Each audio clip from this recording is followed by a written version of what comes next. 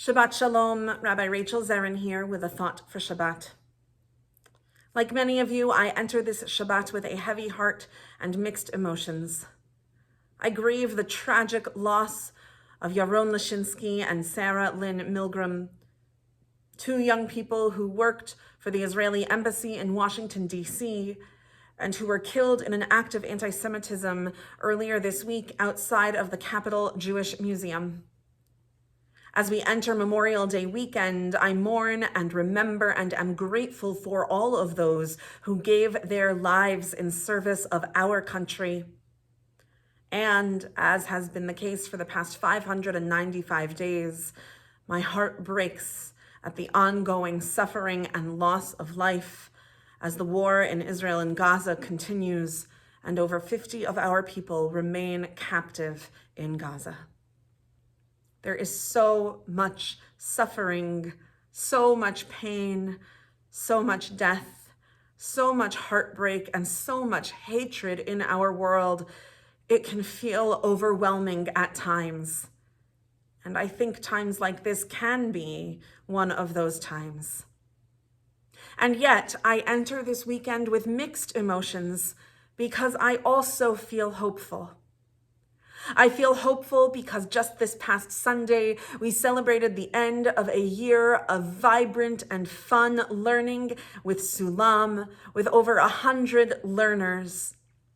I remain hopeful because tomorrow we will celebrate a bar mitzvah, just one of many that we have celebrated and will continue to celebrate here at Bethel.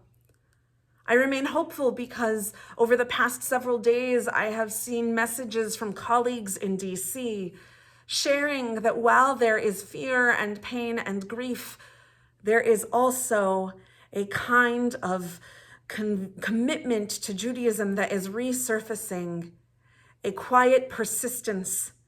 That Thursday morning's minyan was filled with more people than ever before, with children waiting in line to kiss the Torah, because we will not be deterred from continuing on with our traditions and our practice. We will not be afraid to be who we are. And I remain hopeful because of what this week's Torah portion reminds us of. This week we read Parashat Behar-Bechukotai. Parashat Behar is known for laying out the laws of the Shemitah and Yuval years, the sabbatical and Jubilee years. The idea that once every 7 years the land should rest, and once every 50 years there should be a kind of grand reset. In many ways, the vision of this parasha is the vision of a world in which there is no economic disparity, in which there is no poverty, in which there is no slavery or intergenerational subjugation. It is a vision of a world in which all are equal, in which freedom will be proclaimed throughout the land, as it says in the parasha and on the Liberty Bell. It is a vision of a world that perhaps never was, and yet the Torah presents it as if it is a regular occurrence.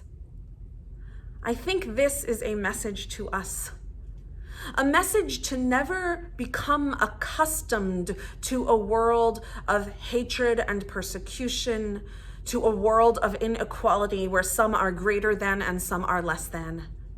A world in which we always believe it is possible to have a perfect society. A world in which we never let go of the vision of what could be. That, I think, is at the heart of our parasha. That is what allows my emotions to be mixed and not only to feel grief and despair. That is what gives me hope. And I hope that is what will allow you, too, to enter this Shabbat with a sense of hopefulness. With all that we carry, and with whatever you bring with you into this Shabbat, I hope that you also find some sense of wholeness and peace, a sense of shleimut, so that you can have a Shabbat Shalom.